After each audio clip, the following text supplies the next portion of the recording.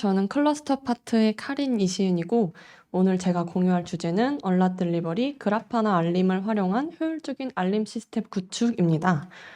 아까 아이단이 하신 발표에서 저희가 그라파나로 전사 모니터링을 하고 있다고 말씀드렸는데요.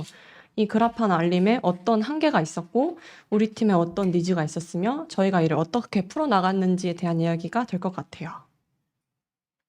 소개를 간략히 해보자면 저는 작년에 산업공학과를 졸업해서 원래는 데이터 엔지니어링을 공부하다가 작년 1월에 저희 SRE 팀 윈터테크 인턴십에 참여를 하게 되었어요. 그래서 3월에 정직원이 전환돼서 현재는 저희 SRE 팀의 경력만 막내이고 2년차 응애로 일하고 있습니다. 저는 주로 어디시랑 얼랏 그리고 옵서버빌리티 강화 작업이랑 EKS 클러스터 관련 오퍼레이션을 하고 있어요. 네, 그래서 오늘은 얼랏 딜리버리라는 프로젝트에 대해서 이야기를 해볼 건데요. 이게 꼭 그래프 하나에 국한된 이야기는 아니고 그냥 SRE 입장에서 개발자들에게 편리한 알림 시스템을 제공하기 위해서 우리가 어떤 고민사항이 있었는지 그리고 어떻게 해결했는지 공유를 하려고 해요. 그래프나 알림을 많이 써보신 분들도 계시고 생소하신 분들도 있을 것 같아서 이 알림이 어떻게 동작하는지 간단히 소개드리고 그 한계점을 한번 짚어보고 얼랏 딜리버리가 어떻게 등장하게 되었는지 그리고 마지막으로 그 효용과 남은 가치, 과제에 대해서 마무리해 볼게요. 우리 당근이 귀엽지 않나요? 고마워요. 그래프나 알림에 대해서 살펴보기에 앞서서 이게 좀 안타깝지만 현재 저희가 사용하는 것은 알랏 레거시 버전이에요. 그래프나 10 이상부터는 레거시 알림을 더 이상 지원을 하지 않는데 저희는 9 버전을 쓰고 있고 아직도 이거를 쓰시는 팀도 많을 것 같아서 한번 공유를 해볼 것 같고 다음 업그레이드 때는 저희도 그래프나 10으로 넘어가면서 얼랏도 모두 마이그레이션 할 예정입니다. 고통이 예정되어 있죠. 이제 그래프나 알림의 동작 방식에 대해서 간단히 설명하고 넘어갈게요. 그래서 먼저 알림을 만들려면 알림 패널을 하나 만들고 알림을 보내고 싶은 쿼리를 작성을 합니다. 그리고 패널 타입은 꼭 타임 시리즈로 설정을 해야 돼요. 그래프나에서 타임 시리즈와 그래프 타입의 패널에서만 알림을 지원을 하기 때문에 타임 시리즈로 나타낼 수 있는 쿼리를 작성해야 됩니다.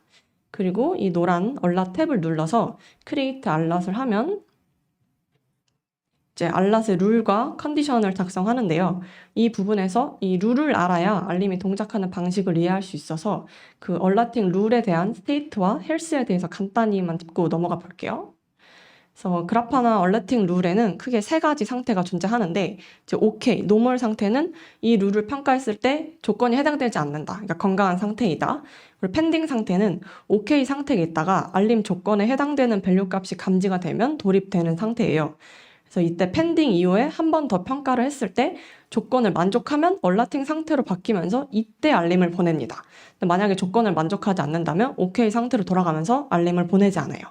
그래서 이 예시 약간 이게 저희가 사용하고 있는 알림 패널 예시인데 이제 얼라 탭의 왼쪽 아래를 보시면 스테이트 히스토리를 볼 수 있는데요. 이제 여기 좀 가려놓긴 했지만 OK에 있다가 뭐 펜딩이 되고 다시 OK로 갔다가 얼라팅이 되고 다시 OK로 가는 이런 거를 보실 수 있습니다. 그리고 이 3가지 상태를 이해를 했으면 이제 얼랏에서 룰과 컨디션을 알 수 있습니다. 이 룰에서 evaluate every는 몇 분에 한 번씩 평가할 거야 라는 뜻이에요. 그래서 해당 쿼리에 대해서 알림을 보내야 하는지 평가하는 시간 간격인데 문제가 발생했을 때 빨리 알아야 하면 짧게 설정하는 게 좋겠죠. 이제 그래프나 디폴트는 5분을 사용하고 있습니다.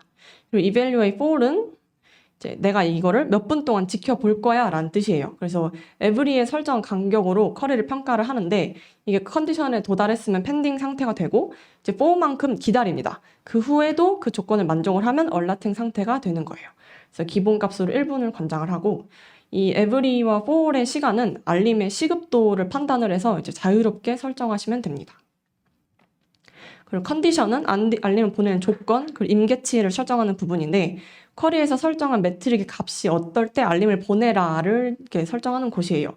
뭐 평균, 맥스, 뭐 변화량의 절대값, 퍼센트 등등 다양한 계산식을 사용을 할 수 있는데 저희는 뭐 에러 로그 평균이 100 이상일 때, 뭐 혹은 요청량의 변화량이 이전 값의 50% 이상일 때, 이하일 때, 뭐 이런 식으로 사용을 하고 있습니다. 요 아래쪽에 노 데이터의 에러 핸들링 부분은 예외 상황에 대한 처리 방식이고 잠시만요. 죄송합니다. 네, 여기 노티피케이션 부분에서 알림을 보낼 채널을 설정합니다. 저희는 보통 슬랙으로 많이 보내고 있고, 뭐 이메일이나 뭐 여러 가지 통로를 받을 수 있어요. 그래서 지금 말한 내용을 그냥 짧게 한번 정리를 하면 evaluate every에 지정한 시간 간격마다 커리 값이 컨디션에 도달을 했는지 평가를 합니다. 도달을 했다면 OK에서 pending이 되고 그 후 evaluate for의 시간만큼 기다린 후에 한 번 더 평가를 해서 컨디션에 부합하면 얼라팅이 돼서 알람이 오는 거고 이제 그렇지 않으면 OK로 되돌아가는데 근데 이때 얼라팅 상태에서 계속 매트릭을 평가를 하면서 얼라팅 상태에 있다고 알림을 계속 보내는 건 아니에요. 얼라팅 상태일 때 메시지를 보내는 것에 대한 이제 간격은 노티피케이션 채널에서 설정하는데 이 노티피케이션 채널에서는 슬랙이나 뭐 이메일, 웹프 등등 이렇게 다양한 알림 타입을 설정을 할 수가 있고 이제 여기에서 리마인더를 설정할 수 있어요. 그래서 알림 패널에서는 이 알림 상태만 관리하고 실제로 리마인더에서 설정한 시간에 따라서 알림이 계속 울리는 거예요. 그래서 저희는 이 리마인더를 5분에서 10분으로 설정을 해서 쓰고 있었는데 이것 때문에 이슈가 지속 중일 경우에 알림이 계속 와서 슬랙 채널이 너무 벌보스해지는 문제가 있어서 이거 알림별로 리마인더를 좀 별도로 설정할 수 있으면 좋겠다라는 니즈가 생겼었어요. 그래서 그라파나 알림이 어떻게 동작했는지 다들 이해를 하셨으니까 이제 SRE 팀에서 이거를 어떻게 활용을 했고 저희가 느낀 한계점이 무엇이었는지 한번 설명드리겠습니다.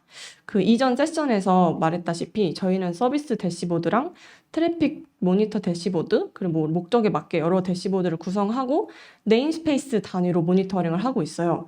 그 중에 알림을 받아야 되는 지표에 대해서 슬랙으로 알림을 보내고 있는데 뭐 네트워크 레이턴시, 에러율, CPU 스로틀링, 에러 로그 스파이크 뭐 이런 다양한 지표로 클러스터 내의 네임스페이스 상태를 살펴보고 있습니다. 네, 아까 말씀드렸다시피 저희 당근마켓 한국 프로덕션에만 200개가 넘는 네임스페이스가 있어요. 이게 뭐 리전이나 알파 환경까지 하면은 알림이 엄청 많겠죠. 그래서 하나의 쿼리의 결과로 보통 뭐 수개의 네임스페이스, 뭐 수백 개의 네임스페이스, 뭐 하고 수천 개의 파드가 결과로 나올 수 있어요. 근데 그라파나 알림은 조건에 부합하는 모든 타임 시리즈 결과를 한 번의 메시지로 묶어서 보내는 문제가 있습니다. 그래서 두 번째로 네임스페이스별로 따로따로 알림 상태를 볼 수 없기도 해요. 이제 알림 상태를 보려면 이렇게 하나하나 클릭을 해서 이 파드에 이렇게 뭐 타임 시리즈는 따로 보기 이런 식으로 해야 돼서 불편하죠. 그래서 이 그림은 저희가 실제로 쓰고 있는 HTTP OXX 카운트 알림 패널이에요. 그래서 이게 얼마 전에 있었던 이슈인데 이렇게 보시면은 이제 15시 50분부터 에러가 튀었고 이때 얼라팅 스테이터스에 돌입한 이후에 이슈가 한 16시 5분경에 OK 스테이터스로 돌아오는 걸 확인할 수 있어요.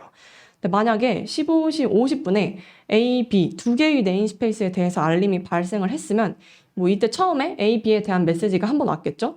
근데 만약에 그 이후에 B가 한 5분 만에 다시 정상 상태로 돌아왔다고 해도 그 B에 대한 OK 메시지는 받을 수 없어요. 왜냐면 A가 여전히 조건에 부합을 해서 저 패널의 얼라팅 상태에 머물러서 OK가 떨어지지 않기 때문이죠.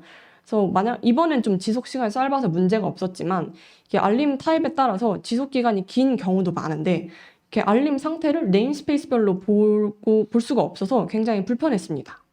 그래서 또 다른 예시로 만약에 네임스페이스 A가 알림이 계속 지속 중이에요.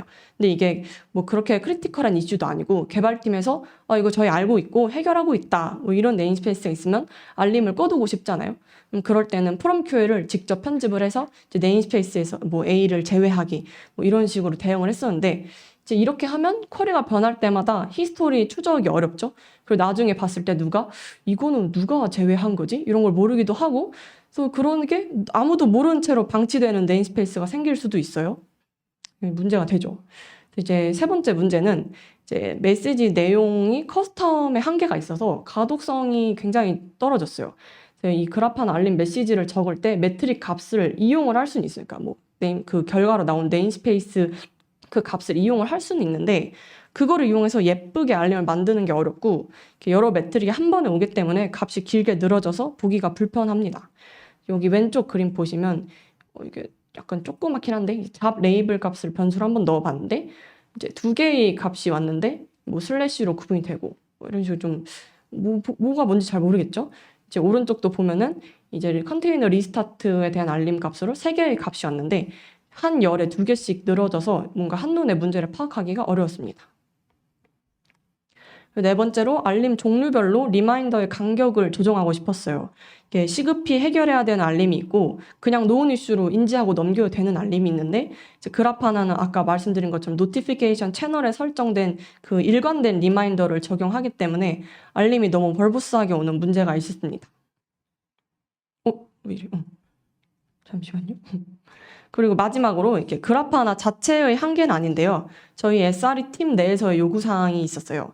이게 뭐냐면 알림 내용이 해당 네임스페이스의 관리자를 함께 보이게 하고 필요에 따라서 담당자를 바로 멘션을 해서 빠른 대응을 할 수 있게 만들고 싶었습니다. 알림이 오는 슬랙 채널에 모든 프로젝트에 대한 알림이 다 오고 있어요. 그래서 개발자들이 그 많은 알림 중에 본인 프로젝트 알림에 대한 걸 일일이 찾아서 대응을 하기가 어려웠고 보통은 옛날에는 저희 SRE 팀이 알림이 오면 먼저 그 매트릭을 보고 밸류 값이 큰 이거는 노티를 해야 된다. 그런 네임스페이스를 파악을 합니다. 그러면 그 프로젝트가 컨트롤로 배포되는지 ROCD로 배포되는지도 한번 확인해요. 컨트롤로 배포되면 그래도 담당자 정보나 배포 로그가 잘 남아서 괜찮은데 아직까지 ROCD로 배포되는 것도 좀 남아있다 보니까 ROCD로 배포된 애들은 배포 로그를 막 찾으면서 커밋 로그 보면서 이거는 과연 누가 배포한 것인가, 이 프로젝트의 담당자는 누구인가 이런 걸 찾고 이제 스레드에 멘션을 드리는 이런 좀 복잡한 방식으로 대응을 했어야 되는데 이 방식이 되게 SRE 팀원들의 피로도를 올리고 일의 효율성을 저하시키고 있었죠. 그리고 또 신규 입사자의 경우에는 프로젝트 히스토리를 모르니까 그걸 거의 대응을 할 수가 없었어요. 그래서 이제 알림 채널은 약간 소수의 팀원들이 관리를 하고 있어서 좀 고통스러운 게 쌓여가고 있었습니다.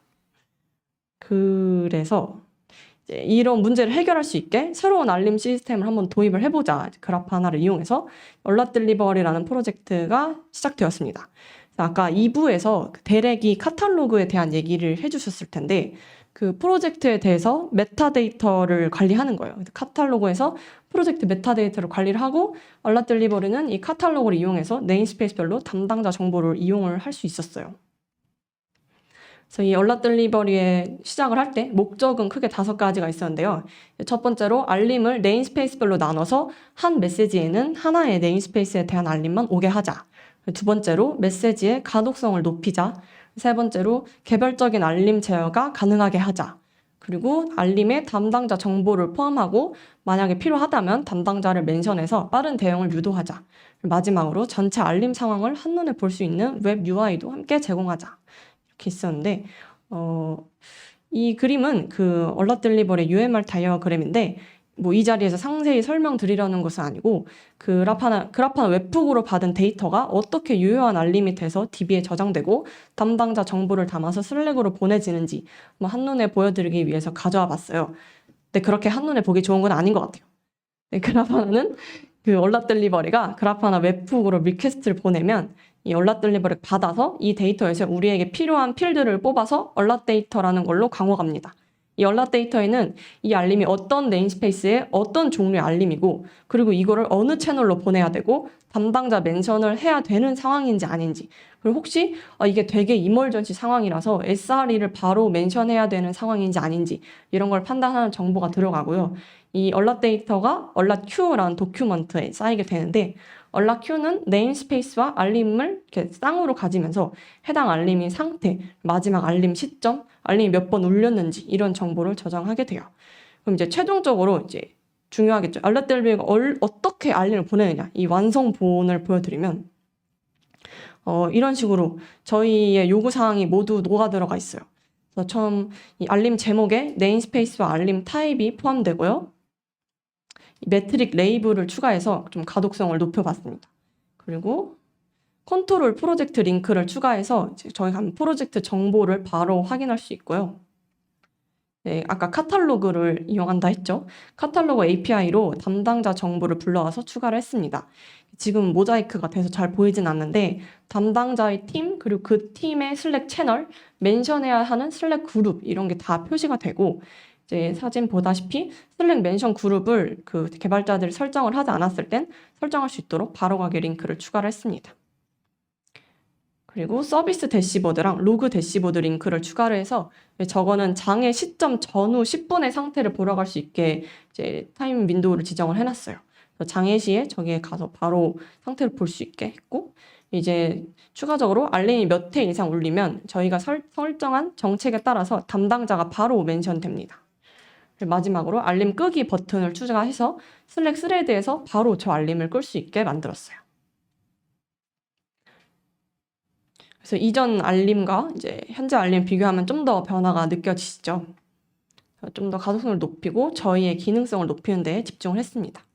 이제 얼럿 딜리버리가 단순히 슬랙으로 알림을 보내기만 하는 게 아니라 알림 상태를 모두 저장하고 있기 때문에 웹 UI로 이 정보를 함께 볼 수가 있어요.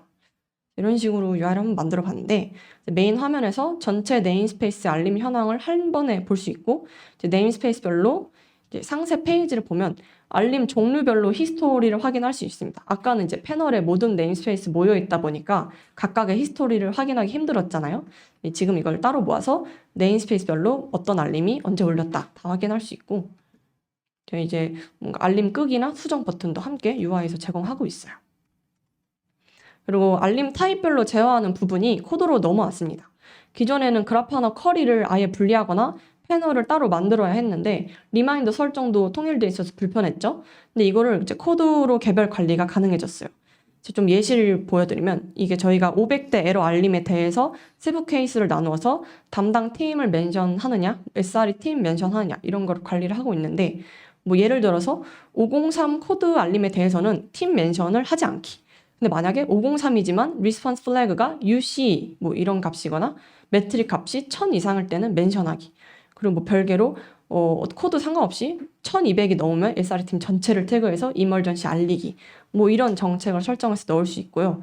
뭐 다른 예시로는 크론 잡 실패 알림이나 워닝 로그 스파이크 알림은 팀 정보를 포함하고 멘션을 하지 않기, 벌보스한 알림을 줄이기 위해서 멘션하지 않기 이런 정책이 있습니다. 그래서 알림을 몇 번 보내고 멈출지도 이 얼럿 스레시홀드를 따로 설정해서 이 이상으로는 리마인더가 오지 않게 저하할 수 있습니다.